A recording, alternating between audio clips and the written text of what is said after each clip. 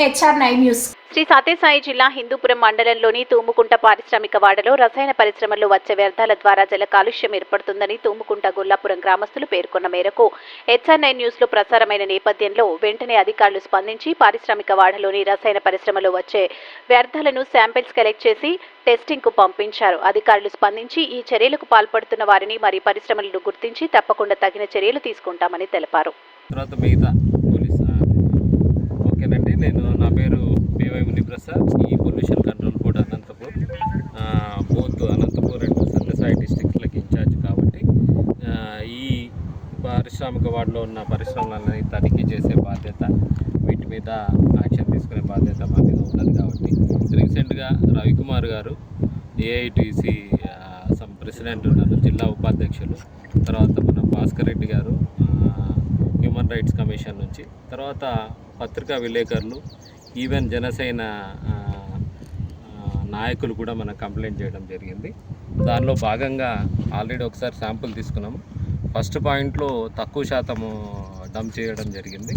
తర్వాత ఈవెన్ ఆ శాంపుల్ తీసుకొని మనం ఇండస్ట్రీస్ని అలర్ట్ చేసిన తర్వాత కూడా మళ్ళీ రీసెంట్గా కూడా సాటర్డే మనకు కబురు వచ్చింది, సో ఇట్లా డంప్ చేస్తున్నారని కంప్లైంట్.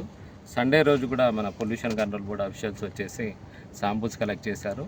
యాజ్ యూజువల్గా ఇక్కడ ఉన్న బల్రాగ్ ఇండస్ట్రీస్ని కూడా షోకాజ్ నోటీస్ ఇష్యూ చేస్తున్నాము. ఆల్రెడీ కొన్ని చేశాము. ఈ కొద్దిగా ఇంటెన్సిటీ పెంచి రికార్డ్స్ అన్నీ వెరిఫై చేసి దీనికి బాధ్యులు ఎవరు అనేది మనం ఐడెంటిఫై చేస్తాము. కొన్ని 1-2 కర్ణాటక బార్డర్లో కూడా యూనిట్స్ ఉన్నాయి. అక్కడ వాళ్ళ ఎఫ్లైన్ లోడ్ అని చెప్పి మన కొంతమంది పొల్యూషన్ కంట్రోల్ బోర్డు కర్ణాటక వాళ్ళతోని లింకప్ అయిన వాళ్ళు కూడా డేటా తీసుకొని యాక్చువల్గా ఎవరు డిఫాల్టర్స్ అనేది మనం ఐడెంటిఫై చేసి దాని మీద యాక్షన్ తీసుకుందాము. చూస్తుంటే మనకు చాలా క్వాంటిటీ డంప్ చేసినట్టుగా తెలుస్తుంది. రాత్రిపూట జరుగుతుంది. ఈవెన్ కొన్ని ఇండస్ట్రీస్ వాళ్ళు కూడా విజిలెన్స్ పెట్టామని చెప్తా ఉన్నారు. అది కూడా మనం కన్సిడర్ చేసుకొని ఒక్కొక్క యూనిట్ నుంచి కొంతమంది వాలంటీర్గా వచ్చేసి ఈవెన్ స్టీల్ ఇండస్ట్రీస్ వాళ్ళు కూడా చూసి దాన్ని ఐడెంటిఫై చేసి మన పోలీస్ కంట్రోల్ రూమ్కి సిఐ గారికి కూడా ఇన్ఫామ్ చేస్తాము. తర్వాత అసోసియేషన్ వాళ్ళు కూడా బాధ్యతగా తీసుకొని దీన్ని కంట్రోల్ చేయడానికి మనం శాయశక్తుల ప్రయత్నం చేస్తాము. ఇందాక ఒక ఆర్ఎల్ ఫైన్ కేమ్లో ఇండస్ట్రీ రిప్రజెంటేటివ్స్ని, తర్వాత ఎన్జిఓస్ని, తర్వాత అసోసియేషన్ మెంబర్ని, హ్యూమన్ రైట్స్ వాళ్ళని, పత్రికా మేజర్ విలేకరులని సమావేశం చేసి ఒక కమిటీ లాగా ఫామ్ చేయాలని. ఎందుకంటే ఒకరే అంటే ఇది సాధ్యమయ్యే పని కాదు కాబట్టి అందరినీ మనము కూడా పలుకొని ఒకవేళ 15 days వీలైతే, ఒక్కోసారి మనకు 2 జిల్లాలు ఉంటుంది కాబట్టి ఫ్రీక్వెన్సీ మనం రావడానికి కుదరదు.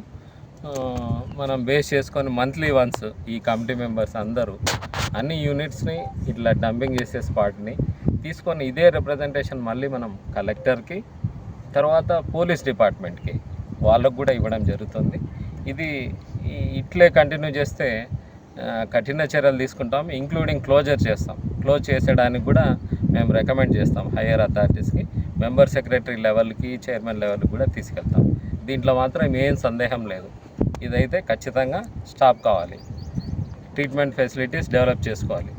ఎవరు చేస్తున్నారో వాళ్ళని కూడా ఐడెంటిఫై చేసే బాధ్యత అందరిదే ఉంది. ఎందుకంటే నైట్ ఎప్పుడో జరుగుతుంది కాబట్టి ఒకటే పీసీబీ తర్వాత మిగతా వాళ్ళు ఇండస్ట్రీ వాళ్ళని కాకుండా అందరూ కూడా సమష్టిగా మాకు సాయం చేయవలసిందిగా అందరికీ విజ్ఞప్తి చేస్తున్నాం.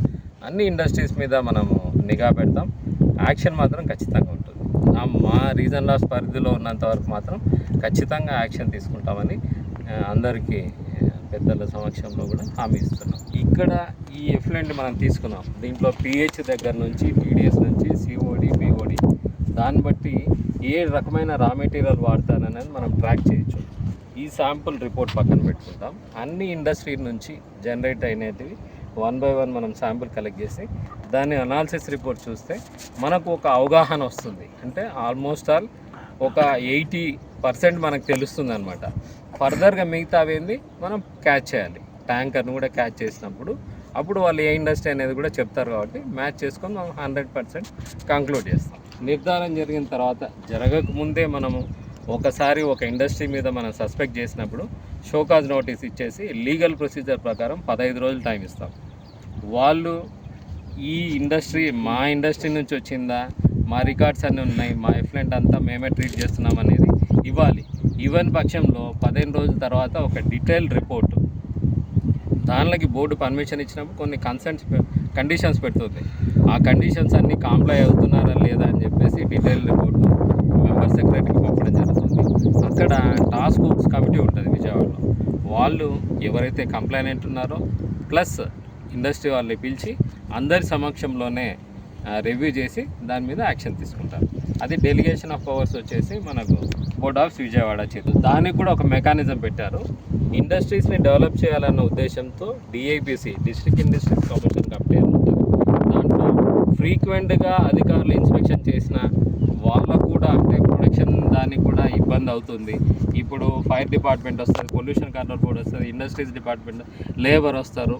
అట్లా కంటిన్యూస్గా ఇన్స్పెక్షన్ చేసినా కానీ అంటే ప్రోటోకాల్ తప్పడం కాకుండా దాని మీద ఈజ్ ఆఫ్ డూయింగ్ బిజినెస్ కింద ఎక్కువ లోడ్ పడకుండా 6 నెలలకు ఒకసారి సీనియర్ లెవెల్ అధికారులు అంటే బోర్డ్ ఆఫీస్ నుంచి మిగతా జోనల్ ఆఫీస్ నుంచి కూడా